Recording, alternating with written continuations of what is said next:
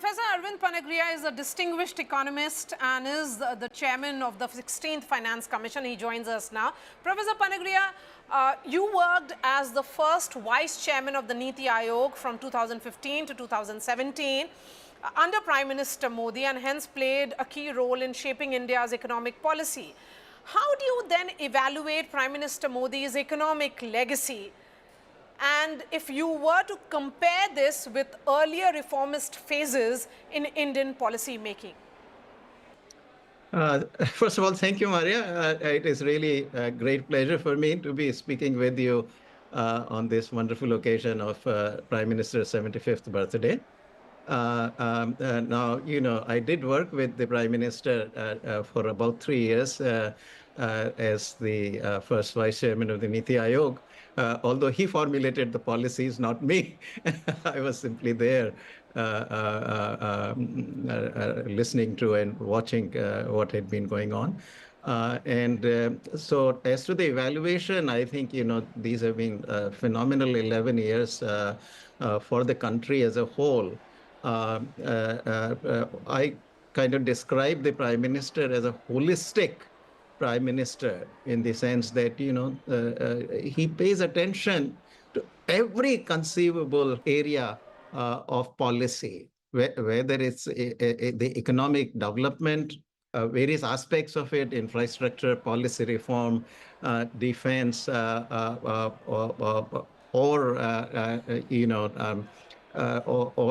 different aspects of infrastructure, roads, ports, airports, railways, whether it's regional development of Northeast, eastern part of the country, knowing that western part is doing a lot better. All that, he really pays attention to all those aspects, not to mention also, the defense, which has both economic side to it and foreign policy side to it, as well as the foreign policy as such. So I think, he really has been an incredible holistic Prime Minister where a huge amount of progress really has happened on nearly all fronts. Professor Panagriya, you speak about Prime Minister Modi as someone who has been very holistic. Yes. So in these 11 years, which is one economic reform do you think which really is landmark in the truest sense, which will make his economic legacy really stand out? Well, if you ask me just one, then that has to be the GST, the Goods and Services Tax, because this was an extremely difficult reform involving, about 3 different amendments to the Constitution, requiring all the states to be on board and replacing a myriad kind of taxes, indirect taxes, both at the level of the union as well as the states, by a single tax.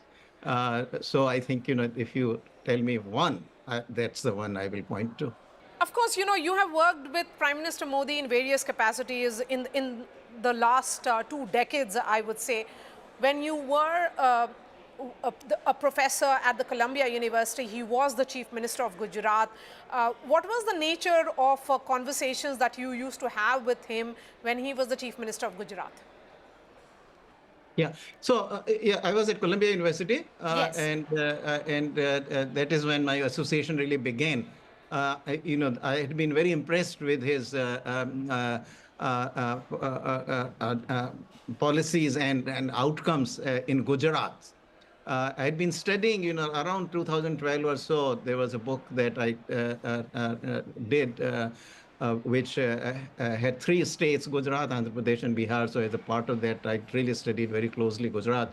And this is also the time there was a big kind of debate happening because people were seeing Prime Minister, then Chief Minister of Gujarat, as a possible future Prime Minister.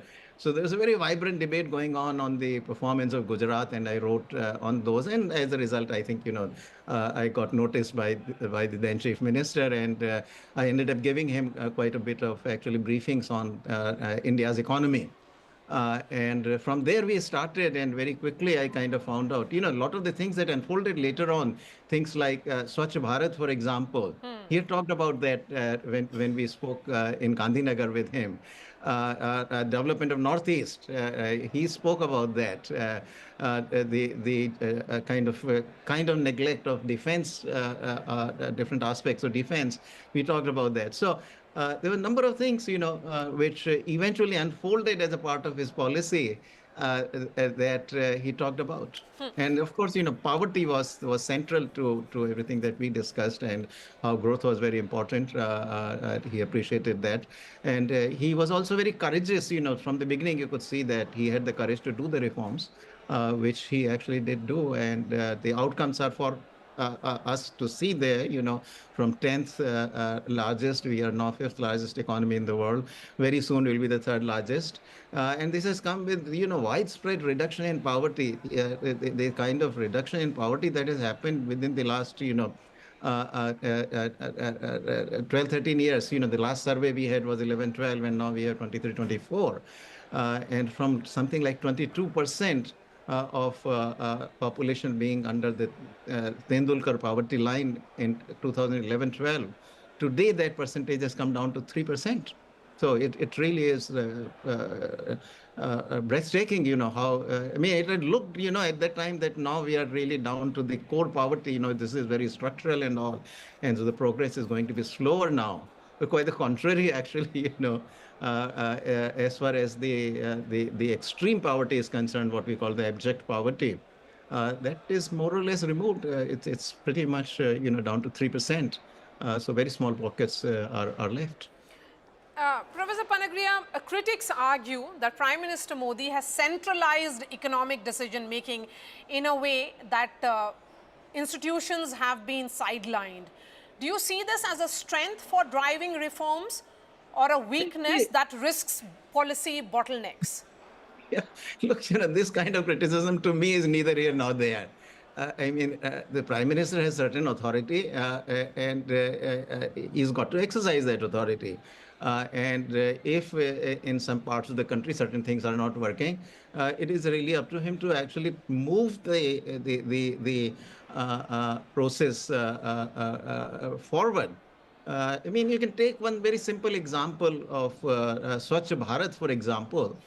No, it had been almost 65 years, almost 70 years since independence. And we still had, so much of open defecation still going on, probably less than 40% of the households having toilets. Now, somebody has to really drive the process to make it happen. And this is what the Prime Minister has been doing. If roads are not being built in the rural areas, then, building rural roads, that's a job. The Prime Minister has to intervene. That kind of criticism that, you are actually exercising the authority that is given to you, to me is not here, not there. Okay. My last question. Professor Panagriya, with global trade realignments happening, especially in the context of US-India trade talks, has India positioned itself effectively to seize opportunities, or has protectionism held India back? No, that's a long discussion, Maria, but by and large, we have been an open economy since I would say since about 2007 or so, when, our tariffs had really come down. It was a long drawn process. We started in 91, but it was a long drawn process. So, there have been a small ups and downs, but by and large, we have been open. And I think right now we stand, at a crossroads, and in the sense of, the United States really having shaken up the entire trading system. Where we ultimately land from this is to be seen. A lot of negotiations are underway, and so really, what will happen there, it's not something that I should comment on at this point.